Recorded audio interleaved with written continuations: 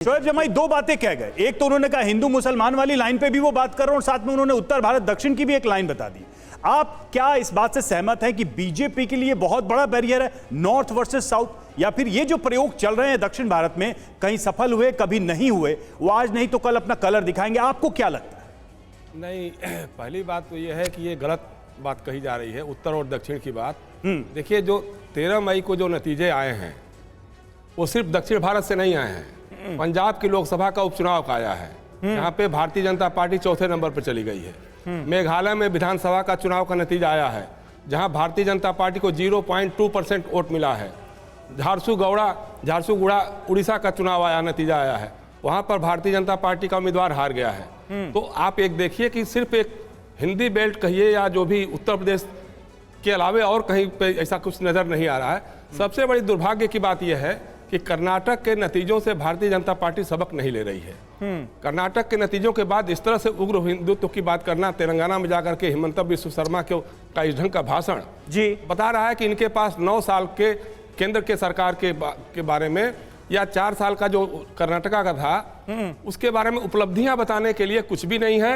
वही हिंदू मुसलमान, वही भारत पाकिस्तान, वही ये सारे मुद्दे, मदरसे और ये, इसके अलावे कुछ रह नहीं गया है। जबकि इसको कर्नाटका की जनता ने खारिज किया है, क्योंकि कर्नाटका में कांग्रेस ने PFI popular front of India पर भी बैन लगाने की बात कही थी और बजरंग दल पर भी बैन लगाने की बात कही थी। हालांकि कांग्रेस उस पर माइल्ड हो गई बाद में। नहीं, माइल्ड हो गई, माइल्ड हो गई बैन वाली बात पे। माइल्ड इसलिए हो गई क्योंकि जिस तरह से भारतीय जनता पार्टी ने, खासतौर से प्रधानमंत्री स्तर के नेता ने कहना शुरू कर दिया कि ये बजरंग बली का अपमान है, बजरंग बली पर बैन है। ठीक है, लेकिन आचार्य विक्रमादित्य, जब इस तरह से मुद्दे उठाए जाते हैं और धर्म और राजनीति का घालमेल आप लोगों को नजर आता है, तो इसे आप लोग किस नजर से देखते हैं? मैं हिंदू धर्म गुरु के तौर पर आपसे जानने की कोशिश करना चाहता हूं कि इसका फायदा, नफा, नुकसान तो राजनीति में होते हुए हम देखते हैं, कभी किसी पार्टी को कभी किसी पार्टी को, लेकिन इस पर राय क्या है आपकी? क्या यह सही है? देखिए, संसार में राजनीतिक उठापटक हमेशा चलती है, रही है, चलती रहेगी। उठापटक से कोई फर्क नहीं पड़ने वाला। ये तो मुद्दे हैं, कौन सा करवट किस वक्त का जो करवट ऊँट बैठ जाए, इसके बारे में कुछ नहीं कह सकते। लेकिन वास्तविकता आप उससे अनभिज्ञ नहीं हो सकते। इस देश में क्या हो रहा है आज, मदरसों की जो बात चल रही है, जितने आतंकवादी पकड़े जाते हैं, मदरसों से पकड़े जाते हैं, मैं लिस्ट लाया हूँ पूरी, कम से कम मेरे पास 50 से 100 लिस्टें हैं। अगर मैं बोलना शुरू करूँ कि कहाँ से कितनी AK-47 निकली, कहाँ किस मदरसे से कितने लोग पकड़े गए। 11 जुलाई को 2019 में बिजनौर में 6 आतंकवादी अरेस्ट होते हैं विद उनके सबके पास हथियार मिलते हैं। 15 सितंबर 2022 को आप जिन आंकड़ों का जिक्र कर रहे हैं, आपने ध्यान दिया होगा बीजेपी की तरफ से ये नहीं कहा जा रहा है। बीजेपी ये कह रही है कि हम मदरसों को आधुनिक बनाना चाहते हैं, उनका आधुनिकीकरण किया जा रहा है, बनाने के नाम पर उनका सिलेबस बदला जा रहा है, जो नॉर्मल टेक्स्ट बुक्स हैं वो भी चलाई जा रही है, सभी विषयों की पढ़ाई के इंतजाम किए जा रहे हैं, NCERT पुस्तकें दी जा रही हैं, ये तर्क दिए जा रहे हैं। एक्सेप्ट करने के कहां तैयार है आज वो? ये एक्सेप्ट करने को तैयार नहीं है कि धरती गोल है। अभी भी उस बात को अड़े हुए हैं। आप नेट पे वीडियोस देख सकते हैं मौलानाओं के, यहाँ बैठे मौलाना साहब हमारे बैठे हैं, कहते हैं कि गलत है।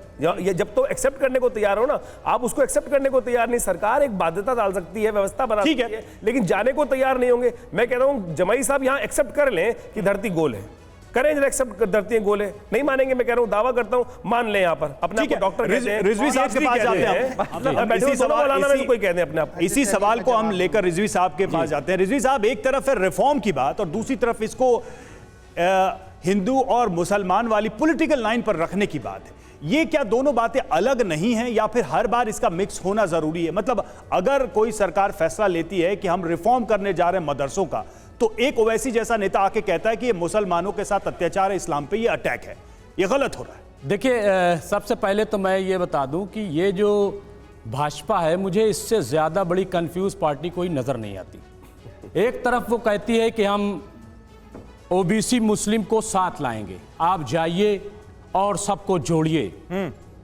यूपी में 395 जब निकाय चुनाव होते हैं तो मुसलमानों को टिकट देती है, और दूसरी तरफ जब कर्नाटक में होता है तो चीख के कहती है कि हम 4% रिजर्वेशन मुसलमानों का खत्म कर रहे हैं, जबकि वो पसमानदा मुसलमानों का है। तो ये बड़ा कंफ्यूजन है। दूसरा, जहां तक मदरसों की बात है, वो कहा गया कि गैर संवैधानिक है। नहीं, वही मैं कह रहा हूं। ये देख, इसलिए कहा ना क्योंकि धर्म के आधार पर रिजर्वेशन। देखिए, जब आप मुसलमान का कह रहे हैं, जबकि वो मुस्लिम की बुनियाद पर दिया ही नहीं गया। आप देख लीजिए, वो तो पसमानदगी की बुनियाद पर दिया गया, पिछड़ेपन की बुनियाद पर दिया गया। और पिछड़ेपन की बुनियाद पर अगर कोई रिजर्वेशन दिया जा रहा है तो गैर कानूनी नहीं है। नहीं तो इसमें तो कोर्ट की लाइन बड़ी कर लिया, फिक्स है उसके ना। बाद कहाँ जाएंगे पिछड़े देखिए, आप? अदालतों का जजमेंट पिछड़े रहे नहीं तो धर्म कहाँ बताए? एक मिनट, मैं जो नहीं, ये बात गलत कहना बात चाह यहाँ रहा पे हूं- अरे तो कर रहे ओबीसी हैं क्यों बात ले कर रहे आए? हैं, मुझे बताइए ना। अरे ओबीसी अच्छा ठीक क्यों है, ले आए? मौलाना साहब पिछड़े सिर्फ अपनी बात मुसलमानों रखने को भाई, क्यों जोड़ने की एक बात की मिनट गई? मुमताज जी बोलिए, कंप्लीट कीजिए जल्दी से, कहना मैं क्या जल्दी चाहते से कंप्लीट कर रहा हूं। दूसरी तरफ जो है, हाँ। देखिए अगर आप मॉडर्न एजुकेशन देना चाहते हैं, हाँ। उसको मॉडर्नाइज करना चाहते हैं, तो ये कहिए ना कि हम मदरसों को मॉडर्नाइज करने जा रहे हैं, बंद करने की बात क्यों कर रहे हैं? हाँ। देखिए दोनों में बड़ा फर्क है, यहां भी कंफ्यूज है। हाँ। एक तरफ वो कह रहे हैं मदरसे को मॉडर्नाइज करेंगे, हाँ। आधुनिक करेंगे, तो ये कहिए ना कि हम मदरसे को आधुनिक करने जा रहे हैं। फिर देखें कौन मुखालफत कर रहा है।